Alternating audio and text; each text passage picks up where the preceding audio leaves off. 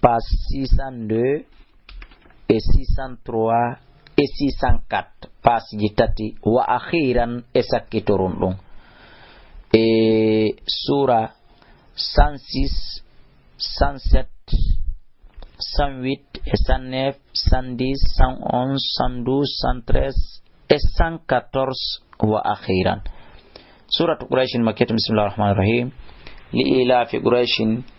fi Quraishiyan ko ben konting wowango mabbe ngon ila fi wowango mabbe ngon rihlata shitai voyasugol mabbe ngol kedu wasayfi e dabbunde fali abudu yobe rabba hadal bayti jomandu do suudu kaaba do woni Allah subhanahu wa ta'ala alladhi Allah yatama nyammin do min joni tibe hege wa amanam holni be min khawfin wa tibe kulol. Suratu Ma'un Makkiyah. Bismillahirrahmanirrahim. Ara'aita alladhi ayali odo yukadhibu man fenna biddin nyalande jodde kuude fadalka alladhi ko woni on yad'u al-yatima mon dunyira jawdi al-yatima no sattiri mana mo jonnitira be no labaka wala yahuddu lerda habbitake la ta'amin miskina nyamingol miskinabe fawailun bona wadani lil musallina wonande julinkino tobbe alladhina be humbe kanyum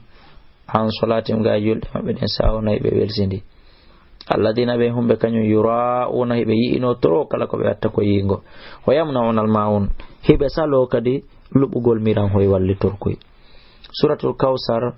Makkiyah. Bismillahirrahmanirrahim. Inna min a'tainaka min ukimal kawsara bindu kawsar fasalli jula li rabbika jumma wanhar boroda hirsala yawle go inna shanika andu ganyo ma wala bitar konta jide mo yer do woni asbun wailiten. Suratul Kafirun Makkiyah. Bismillahirrahmanirrahim. Qul ya ayyuhal kafiruna kono ya heferabe la abudu min rewata ma ta'buduna din sanamuji di won do rewde wala antum wana onon kadi abiduna rewata ma abudu wallahi min rewde wala ana mi wana li abidu rewo ma abattum di sanamuji di won do rewde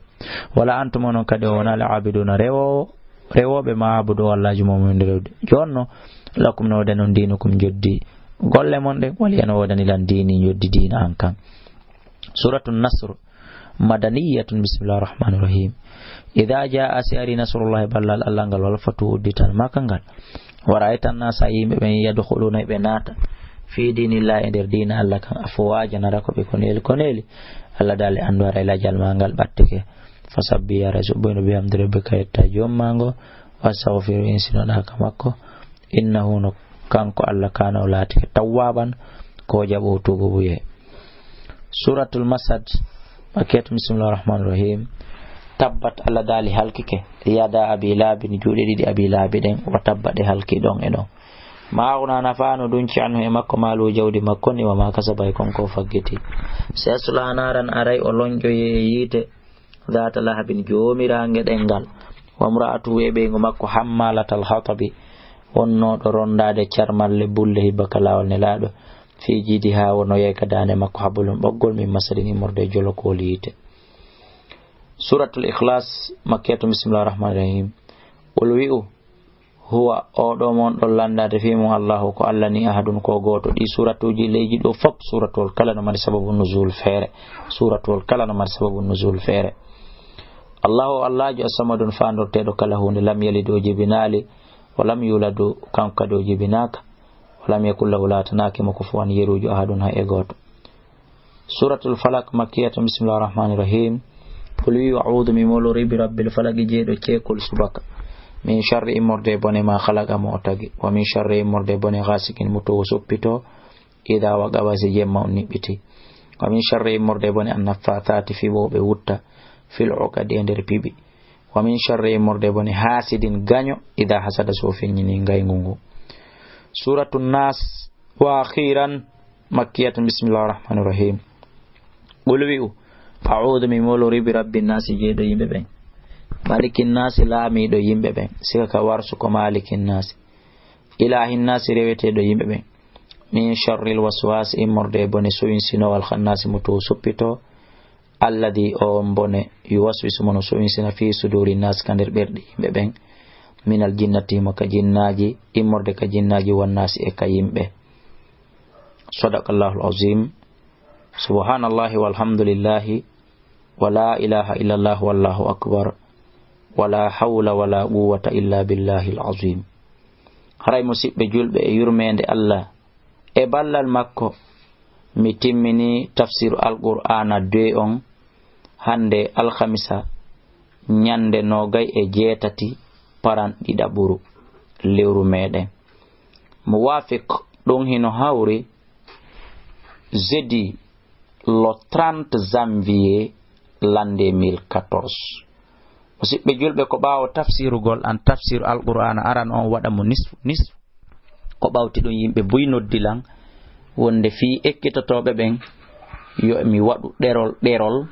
ko alda e addugol tarjama ko alda e addugol sababu nuzul ko alda e addugol qissa ko ɗum si waɗi on yi'ali qissa fus nder ga on yi'ali sababu nuzul fus nder ga hara e hino numéro téléphone ji anɗi musidɓe julɓe faalaɗo humpitagol qissaji embere komi andi kon ma sababu nuzul embere komi andi kon hara yo yiltito e tafsir alqur'ana arano on ma o noddalan e ɗi numéro téléphone ji ɗi min addude ɗo joni ma kala faalaɗo lan faljutude palji ɗi mi waɗi ma kala faalaɗo lan ko ɗum woni weltanade e nder wakkilari hun raɓɓuɗo kon komi waɗi kon hara e hino numéro téléphone ji ɗi mi adda e ɗi joni ande musidɓe julɓe wallahi mi wowli mi addi nganto mi addetike wona jogagol gandal naadilan e ɗum wona jogagol an feere naadilan e ɗum on yi'ay palji ɗiɗi no nder ton ɗin miɗo rekonisi ɗi kenen ngo ngongure nden pooɗaylan haala kan wawa si jillodiray on yaafoto ko à partir de 22 heures mi joɗoto ha 1 heure de matin ha 3 heures de matin non e wonno ngongure nden pooɗiri la mi wawata waɗugol tafsir ji ɗi ñalorma mu feman paykoy e radio ji e ko nanditata e muɗum ɗon fof yollitoto nder ton mi rekonisi ɗum faljere ɗimmere nde miɗo rekonisi on nanay fayɓe no ɗojja e muɗum on nanay paykoy no wulla e mum mi jotto ha ɓe ɗano kono andi paykon ka ɗani ɗon maƴa e ɗojja ma maƴa sonka ma piita e ko ɗum woni e miran hum mu feman waɗa haray on yafa ɗum nokku goo kadi e nder kam faljere e ɗuma ella tataɓo kadi miɗo rekonisi ɗum kadi e ñande mi waɗi tafsirji ɗin suudu kami luwi ɗon e ɗon kadi haray miɗo joltini hito ngon ha ko be ɓannon jentoɗo moƴƴa si wawon nande si wawon faamude donc haray ɗiɗo ellaji tati no ton kono ɗiɗo fof musidɓe julɓe wona e eɓɓande an wona e hawritande e wona e eɓɓande an wona e fandunde an hawrutu yolliti nder ton haray musidɓe julɓe ko ɗo woni ko tafsiru on gasi kala ella ko yiwɗon ton haray yaafe ande mi faala mi wuriwo mi maayiwo yo musidɓe an julɓe ɓe naftoran ɓe haaji torala musidɓe an julɓe nanayɓe ɗengal angal fiyo ɓe haaji tora mi faala fasilitande newinande dendanangal nanayɓe haala an kan jangugol alqur'ana ko alda e accutugol golleli mum ɗin déplace o yaha ko alda e waɗugol ferewil e waɗugol ittuwil sina ko anniyani ko ɗum woni fandunde ande musidɓe julɓe fiyo goɗɗo jangu ka ngesa mum janga ka danki mum janga ka avion janga ka auto jango ka parawol janga ka dingira janga ka nder isin harano gollude janga ka nder biro janga ka nder kan janga kala ka woni ka gasoto jangade janga ka hori circulation ko ɗum naadilan e ɗum ɗo musidɓe julɓe e yo Allah subhanahu wa ta'ala yi anan mi etino fino dina makko kan yaajirano ka ɓantora e nder gurdam hum ankun embere komi wawi kon ko ɗum woni ko naadilan e ɗum ɗo kala farjere ko yiɗon ton miɗo tori yaafuye toranelan Allah hara yaafuye miɗo mapori du'a wama iradati illa al islah wama tawfiqi illa billah ربنا آتنا في الدنيا حسنة وفي الآخرة حسنة وقنا عذاب النار أقول قولي هذا أستغفر الله لي ولكم واستغفروه إن الله هو الغفور الرحيم والسلام عليكم ورحمة الله وبركاته أفان مثال مني مي أدال نيميرو تليفون جدين إيميل on yafoto no numéro téléphone jidin 628 60 53 09 657 60 53 09 631 60 53 09